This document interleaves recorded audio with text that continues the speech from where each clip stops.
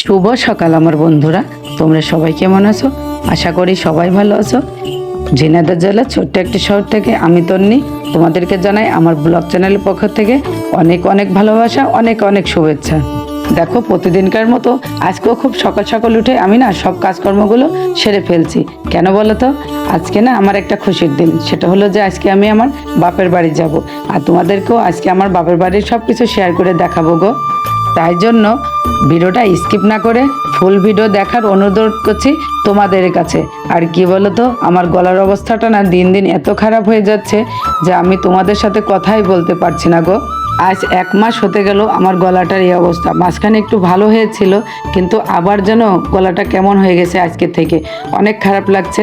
তারপরেও কিন্তু দেখো কত খুশি মনে আজকে বাসার সব কাজগুলো সেরে ফেলে দেবো, কারণ আজকে বাবার বাসায় যাব আমি। আর আমার মনে হয় প্রত্যেকটা মেয়ের কাছে এই দিনটা যেন অনেক সুখের দিন বা অনেক খুশির দিন। আর কি জানো, আমি না আমার বাবার বাসায় আমি অনেক দিন পরে যাচ্ছি। আর আমি বেশি একটা যাই না, তারও কারণ আছে। কারণ আমার মা বাসায় থাকে না, তো মানে আমার মা নাই বাসায়, এই জন্য না আমার ওখানে থাকতে ভালো লাগে না। আর আমি যদিও বা যাই, খাওয়া দাওয়া শেষ করে তারপর চলে আসি। তবে এই দাওয়াতটা হচ্ছে যে আমার ভাই আমাকে দিয়েছে, কারণ হচ্ছে যে ঈদের তো দিন আমি যাই নাই, তো ঈদের দিন বলেছিল, দাওয়াত দিয়েছিল। তো আমি বললাম যে আমি তো ঈদের দিন যাব না, কারণ ঈদের দিন তো সবার বাসায় রান্না হয়। তো আমি তো মেয়ে, তো আমি কেন ঈদের দিন যাব? আমি ঈদের পরে যাব। তাই জন্য দেখো আজকে আমাকে দাওয়াত দিয়েছে বাসা থেকে। কালকে অবশ্য দাওয়াতটা দিয়েছিল, এই জন্য না আজকে সকাল সকাল উঠে ঘুম থেকে দেখো কিছু কাজ করার কথা ছিল, সে কাজগুলো আমি সেরে নিচ্ছি। বন্ধুরা, আজকে তোমাদেরকে আমি বলে দিই যে আমরা না 2 ভাই বোন। আমার ভাইটা আমার ছোট আর আমি বড়।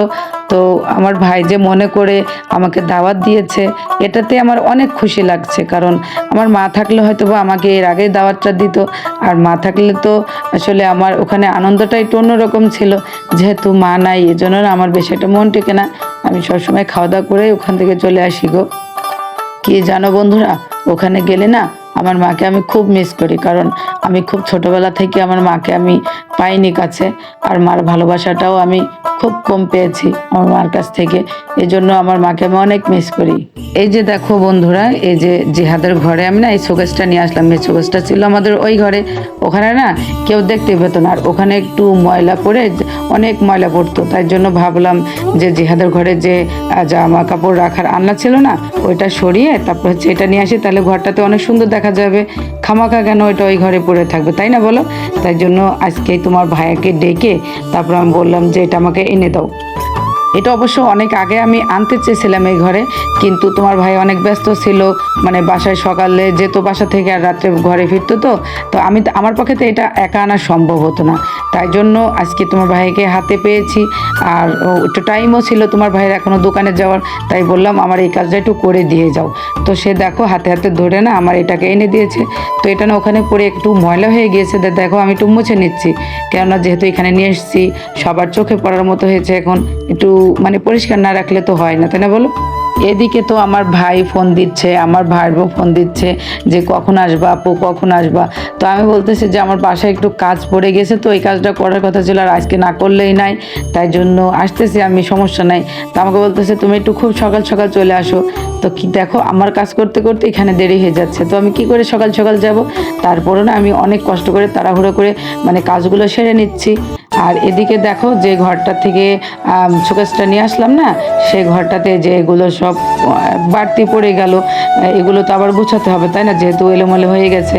তো দেখো আমি আগে যে লেপটাকে আমি বস্তায় পড়েছিলাম, আমার সব বস্তা ছিল না, তো বস্তাটা অর্ধেক হয়েছিল। তাই দেখো আমি আরেকটা বস্তার পাট দিয়ে এটাকে সুন্দর করে বেঁধে দিব, যাতে এটার ভিতরে না ময়লা না পড়ে আর কি।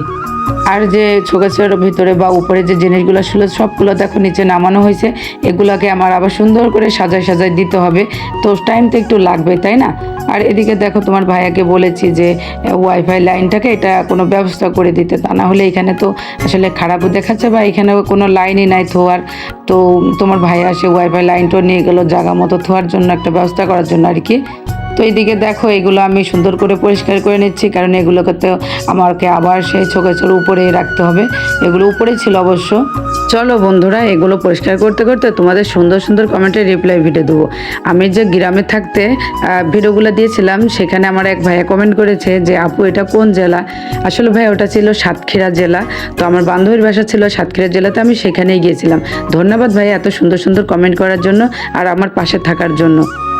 আর তোমরা কে কোথা থেকে বা কোন জেলা থেকে আমার ভিডিওটা দেখছো অবশ্যই কিন্তু কমেন্ট করে জানিয়ে দিও, তাহলে না আমার ভাবতে ভালো লাগবে যে আমাকে কোন জেলার মানুষেরা এত দেখে বা আমাকে ভালোবাসে। তো দেখো, এগুলো পরিষ্কার করার পরে না এই যে চলে আসলাম সেই শোকেসের উপর যেভাবে সাজানো ছিল আগে, ঠিক সেভাবে আমি আবার সুন্দর করে সাজিয়ে দিচ্ছিলাম। তো এখানে সাজিয়ে দিতে গিয়ে না একবার ওটা পড়ে যাচ্ছিল, তো সেটাকে আমি আবার ঠিক করে নিলাম। খুব কষ্ট হচ্ছিল ধুতে আর কি, চেয়ারটা একটু খাটো ছিল আর আমি তো অত বেশিও মানে আছে লম্বা মোটামুটি। তো যাই হোক হচ্ছে যে, আর এই জিনিসগুলো কবেরকার তা জানো বন্ধুরা, মানে এটা জিয়াদবাবুর যখন মুসলমানি হয়েছিল না, ঠিক ওই সময় এই জিনিসগুলো উঠেছিল। তো কিছু জিনিস আমার বের করা হয়েছিল আর কিছু জিনিস আসলে শোকেসের ভিতর জায়গা ধরছিল না, তো এই জন্য না বের করা হয়নি। ওগুলো ওইভাবে প্যাকিং করা রয়েছে গো। তারপর দেখো ওখানে ওগুলো সব সাজিয়ে গুছিয়ে এই যে আলনাটা থেয়েছিলাম না, এটা তোকে তো আবার সেট করতে হবে, ওই ঘরে তার জায়গা নাই রাখার। এই জন্য এই যে শোকেসটা যে ঘরে ছিল আমি আলনাটাকে সেই ঘরে রেখে দিচ্ছি গো। আর এই যে দেখো দুইটা টেবিল আছে, এই দুটো টেবিলকে মানে সারি সারি সাজিয়ে দেবো, যাতে এখানে কিছু জিনিস রাখা যায়। আর যে জিনিসগুলো এলোপাতাড়ি আছে এগুলো তো গুছিয়ে নিতেই হবে। সব কিছু ওই ঘরের সব জায়গায় জায়গায় সাজিয়ে গুছিয়ে তারপর ঘরটাকে ঝাড়ু দিয়ে পরিষ্কার করে মানে ওটাকে একদম গুছিয়ে বেলা 11টা বেজে গেল আমার হচ্ছে গোসল করে আসতে।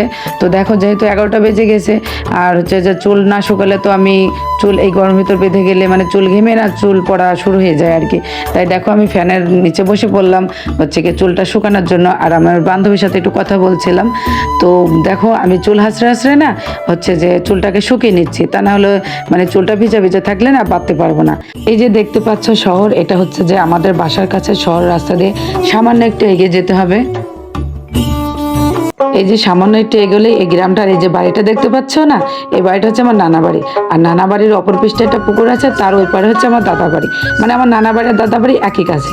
তো দেখো আমার বাপের বাড়ি কিন্তু আমি চলে এসেছি অলরেডি, আর এটা হচ্ছে যে আমার বাপের বাড়ি। তো তোমরা যারা যারা দেখোনি এখনো আমার বাপের বাড়ি তারা দেখে নাও। আমি কিন্তু আমার বাপের বাড়ির ভিডিও আমি এর আগে একটা পোস্ট করেছিলাম। এই যে দেখো এখানে আমার ছোট ভাইয়ের বউ, মানে এটা তো আমাকে তো ভাবে বলতে পারি না, তো আমি কোন নাম ধরেই ডাকি। তো ও না আমার জন্য দেখো সব কিছু আগে আগে রান্না করে দিয়ে দিয়েছে গো। আমাকে না কখনোই বাপের বাড়ি গিয়ে রান্না করে খেতে হয় না আর কি। যতদিন মানে আমার ভাবিটা মানে আমার ছোটো ভাই বিয়ে করেছে ততদিন থেকে আর আমাকে রান্না করে খেতে হয় না, সবসময় ও রান্না করে দেয় আর আমি গিয়ে গিয়ে বসে বসে খাই গো। আর এই যে দেখো আমার বাবার বাসায় নতুন সেইটার মানে কাজটা করা হয়েছে, তাই তোমাদেরকেও দেখিয়ে দিলাম। আর তোমরা হয়তো বলতে পারো যে এটা কি রান্নাঘর নাকি ফ্ল্যাট ঘরের ভিতরে আবার ঘরের ভিতর কেউ রান্না করে। আসলে ওদের রান্নাঘরটা হচ্ছে যে ঠিক করা হচ্ছে, তো ওই যে টাইলসগুলো দেখতে পাচ্ছ এই টাইলসগুলো না ভিজানো রাখা আছে। আর এটা হচ্ছে যে রান্নাঘরটা ঠিক করছে সেই টাইলসগুলো গো। তো টাইলসগুলো দিয়ে হচ্ছে রান্নাঘর ঠিক করবে, তারপর হচ্ছে যে রান্নাঘরে রান্না করতে যাবে। তাই জন্য না যে যেটা গেস্ট রুম আছে ওখানে ও মানে আপাতত রান্না করতেছে আমার ছোট ভাইয়ের বউ আর কি। তো দেখো আমি না একটু বাইরে উঠানে একটু ঘুরে ঘুরে বেড়ালাম। তো বেরোতে গিয়ে দেখি যে এখানে না ওরা সবজি চাষ করছে গো। তো দেখো কত সুন্দর সুন্দর লাল লাল টমেটো ধরে আছে। এখানে হচ্ছে যে লাউ গাছ আছে, পেঁপে গাছ আছে, তারপর হচ্ছে যে লটকন গাছ আছে, তারপর এখানে লাল শাক বুনছে, অনেক কিছু সবজি ওরা বুনেছে, মানে অনেক সুন্দর সুন্দর সবজি ওরা করেছে আর কি। তো আমরা অনেক দিন পর গেলাম, তো দেখতে না আমার অনেক খুব ভালো লাগলো গো যে তারা কত সুন্দর সুন্দর এখানে সবজি তৈরি করতেছে। যেহেতু গ্রামে আছে তো তার মানে সবজি তো তৈরি করতে ওদের কোনো সমস্যাই নাই। তো দেখো তোমাদের সাথে গল্প করতে করতে রান্না টান্না সব হয়ে গেল, আর আমাকেও সামনে দিল, আর আমি সবাইকে বেড়ে বেড়ে খাওয়াচ্ছিলাম। এখানে হচ্ছে যে মেলা কিছু রান্না করেছে আমার ছোটো ভাইয়ের বউ, যেমন ধরো 2 রকমের হচ্ছে মাংস রান্না করেছে, তারপরে হচ্ছে যে ডিম রান্না করেছে, তারপর হচ্ছে যে ভাজি 2 রকম রান্না করেছে। তো মনে করো যে আমার বাবা ছিল, নানি ছিল ওখানে, তো সবাইকে নিয়ে অনেক মজা করে খেলাম। তারপর দেখো এই যে সিঁড়ির কোনায় আমার নানি বসে আছে, আর হচ্ছে যে আমি বাসা চলে যাব, তো তাই আমাকে বারবার আমার নানিও বলছিল যে থেকে যা থেকে যা, তারপর আমার ভাইও বলছিল যে থেকে যেতে। আসলে কি বলতো মা নেই, তো এই জন্য না এখানে থাকতে ইচ্ছা করে না আমার, তাই না আমরা চলে যাচ্ছি। তো বন্ধুরা আমার ভিডিওটা কেমন লাগলো অবশ্যই কমেন্টে জানিয়ে দিও, আর তোমাদের সামনে বেশি বকবক করব না। এই যে দেখো আমরা বাসায় যাওয়ার জন্য রওনা হয়ে গেছি, আর এখানে ভ্যানের জন্য দাঁড়িয়ে আছি। তো আজকের ভিডিওটা এই পর্যন্ত, সবাই ভালো থাকবে, আল্লাহ হাফেজ।